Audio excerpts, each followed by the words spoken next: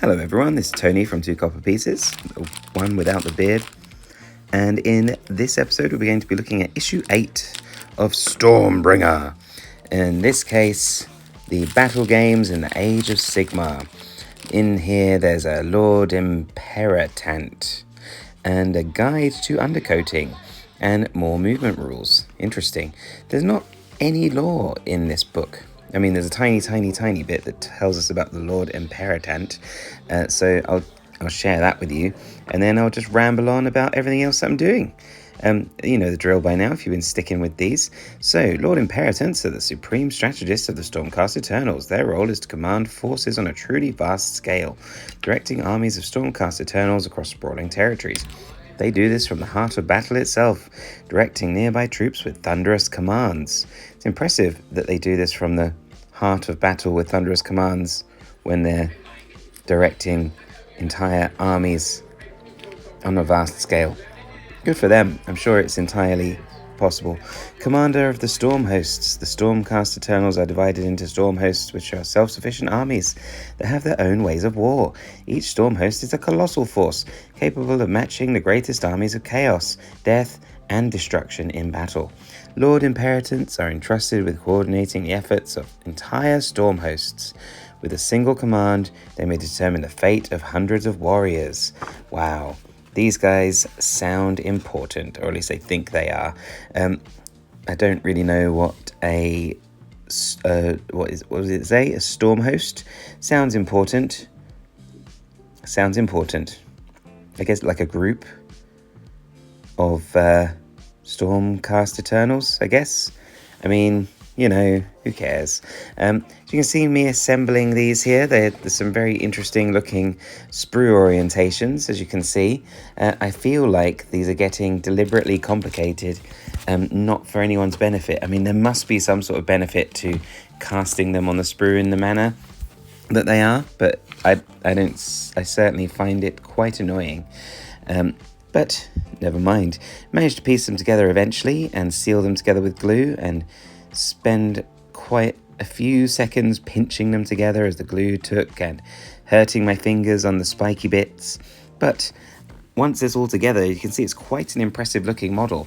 Impressive looking indeed. And let's not forget its Griffhound.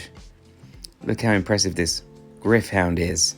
And you'll see when we piece this together, the impressive crack all the way down the Griffhound's spine, which I guess I'll have to seal up with something. Not just its spine, its face. I mean, look at that. I pinch it together and it doesn't do anything. It doesn't even look like it's supposed to be together. It looks like someone just chopped it right down the middle. This spatchcocked Griffhound. Beautiful. Right, some quite useful but basic tips here about holding your brush, bristles, the handle, the tip, what a large base brush is. They didn't provide us with a large base brush today, but they did provide us with a small base brush. I mean, they call it a medium base brush, but it looks pretty small to me. It tells you how to not even mix your paint, but how to load your brush. So the very complex step, and this is why people generally prefer dropper bottles. How many steps is this to getting the paints ready to paint? Remove some paint, put it on the palette, wash the brush, add water, mix that on the palette, wash the brush, dry your brush, then dip your brush, pull the brush, twist the brush, as you'll see in a minute. And then you'll see what a pointed brush should look like as well.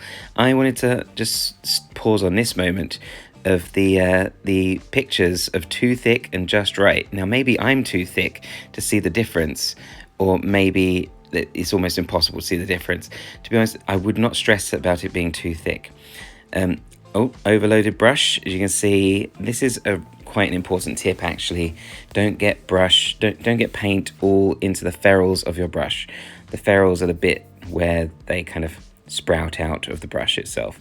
That's very important. If you do, quickly wash it off and get it off, especially with this incredibly thick GW paint. Wrists together, wrists on table and fingers on model, different ways to brace. Bracing is really useful because it stops you from having such wobbly hands. So that's certainly helpful. here are some pictures of different levels of coat, and here are what some of these bits should be looking like. Now, I got to the point here where I thought I'd do some undercoating because I should probably follow the steps again. Look out for a later video where I paint many of these models in a way that I enjoy painting them. I tried the steps of thinning the paint on the model, and it came out very thin and annoying. I'm yet to be converted to just like doing what everyone else does and doing several thin coats, getting a really thick bristly brush like this and getting a nice blob of paint on there and just pushing it all around the model many times seems to get a nice coverage just in one coat, and I'm pretty happy with that. Here I am adding some of the details with that basing brush that they provided. It's not a great brush, I've got to say. I don't think it works very well. I mean, it works. I can paint and get some paint on there. You'll also see here I started painting before the gold was fully dry, and that's why it's kind of beigey on the inside, but you know, whatever. Can always go over that again later. You know, it works. I like it as a dry brush, which is not what it's intended for, but certainly works. And yeah, like I said, I've actually painted a lot of these models in my own method of paint. I say my own method of painting. The method of painting that I developed over time by watching other YouTubers paint, and it's a lot more fun and a lot quicker and a lot. I think the results are better. I don't know. It's hard to say. I'm pretty rubbish at painting like this, so maybe that's the issue. Anyway, here's a base coated one next to a finished one, and there it is with some nice lighting. Looks better already. Hope you enjoyed the video, and I'll see you next time. Thanks very much.